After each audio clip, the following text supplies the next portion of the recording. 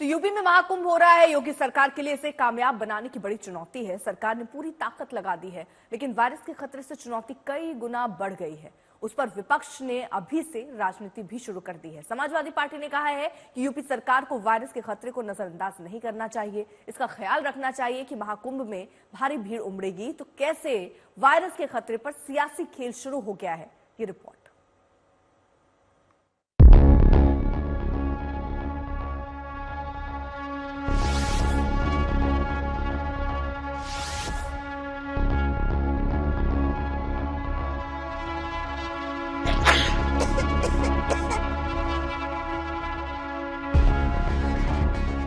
12 साल बाद वो शुभ घड़ी आती है जब प्रयागराज में महाकुंभ का महाआयोजन हो पाता है।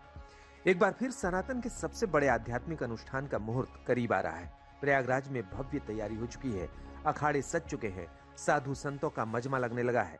लेकिन महाकुंभ के महाशुभारंभ से ठीक पहले दुनिया एक नए खतरे के खौफ में है। वो खतरा है सांसों पर हमला करने वाले एक वायरस का, जिसका नाम है ह्यूमन मेटान्यूमो वायरस यानी HMPV। हेल्थ एक्सपर्ट्स ने HMPV वायरस के बारे में यह स्पष्ट किया है कि यह वायरस कोई नया वायरस नहीं है। इसकी पहचान सबसे पहले वर्ष 2001 में हुई थी और कई वर्षों से यह विश्व भर में फैल रहा है। HMPV वायरस एक ऐसा वायरस है जो हवा के जरिए सांस लेते समय एक दूसरे में फैलता है। यह सभी आयु वर्ग के लोगों में संक्रमण का कारण भी बनता है। यह विशेष रूप से सर्दी और बसंत के मौसम के शुरुआती महीनों में अधिक देखा जाता है। इस वायरस की चपेट में इस वक्त चीन है, लेकिन जिस तेजी से यह फैल रहा है उससे पूरी दुनिया दहशत में आ गई है। यह वायरस संपर्क में आने से फैलता है और इसलिए महाकुंभ को लेकर भी चिंता होना वाजिब है। एक अनुमान के मुताबिक महाकुंभ में करीब 40 करोड़ श्रद्धालु डुबकी लगाएंगे। रोजाना 4.5 करोड़ से ज्यादा श्रद्धालु महाकुंभ आएंगे। इतनी बड़ी तादाद, इतना विशाल जमावड़ा श्रद्धालुओं की ऐसी संख्या कि कई देशों की आबादी कम पड़ जाए। जरा सोचिए, ये एक ऐसा आयोजन होगा जहां चप्पे चप्पे पर श्रद्धालुओं की मौजूदगी होगी, तिल रखने की जगह नहीं होगी। और ये सब उस वक्त हो रहा है जब HMPV का खतरा मंडरा रहा है। इसलिए चिंता और सतर्कता की बात की जा रही है। सरकार को इस पर विशेष रूप से ध्यान देना चाहिए।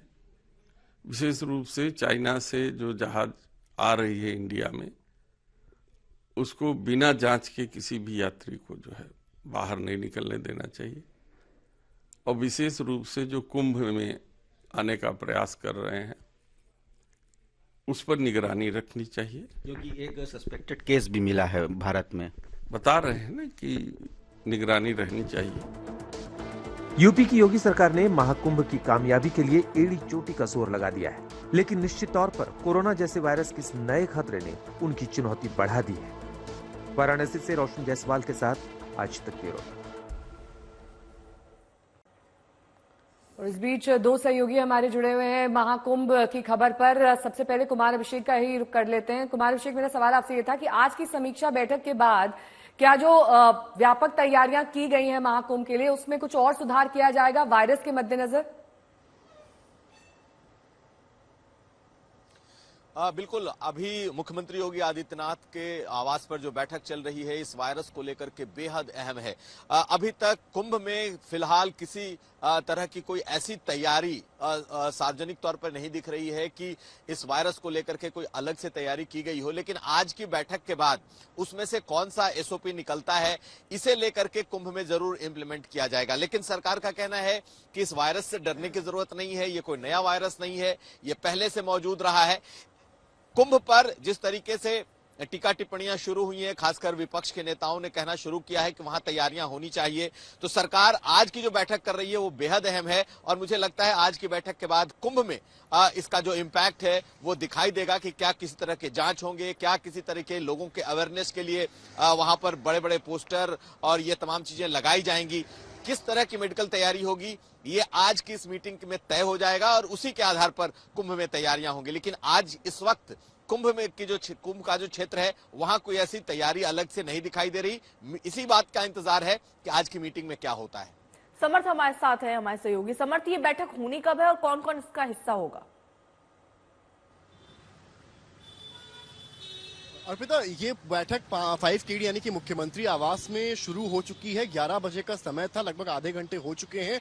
बैठक में मुख्यमंत्री योगी आदित्यनाथ इस बैठक की अध्यक्षता कर रहे हैं। उसके अलावा जो डिप्टी सीएम है और हेल्थ मिनिस्टर है यानी कि ब्रजेश पाठक, वो भी इस बैठक में शामिल होंगे और उन्होंने आज तक से को बताया कि जो विशेषज्ञ हैं इस वायरस को लेकर, उनको भी इस बैठक में बुलाया गया है और बैठक के बाद ये हो सकता है कि अगर केंद्र की तरफ से कोई एसओपीज आते हैं तो उसका यूपी के लिहाज से क्या टाका तैयार होगा, उसको लेकर भी चीजें इस बैठक के बाद निकल सकती हैं। जो दिशा निर्देश सरकार के द्वारा दिए जाएंगे उनका पालन करना होगा। लेकिन अगर आप जो हेल्थ के विशेषज्ञ हैं उनकी माने तो सर्दी का मौसम है, इस तरह के वायरस फैलने की उम्मीद, और क्योंकि ये वायरस भारत आ चुका है, इसको लेकर अब सियासत भी शुरू हो गई है।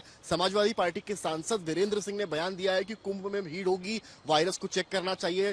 कांग्रेस कह रही है कि अलग अलग तरह के विभिन्न प्रकार के स्नान होते हैं तो संक्रमण फैलने के चांसेस कुंभ में भी हो सकते हैं, जैसे नमस्ते ट्रंप के दौरान अहमदाबाद में हुए थे। हालांकि बीजेपी ने अब विपक्ष को आड़े हाथों लिया है और बीजेपी यानी कि जो मुख्यमंत्री हैं वो ये कह रहे हैं कि विपक्ष को केवल मौका चाहिए अपने को लाइमलाइट में लाने का। कोई व्यवस्था बड़ी खबर आपको बता दें, HMPV वायरस के संक्रमण के खतरे पर केंद्र सरकार की भी पैनी नजर है। केंद्रीय स्वास्थ्य सचिव ने हालात की समीक्षा की है।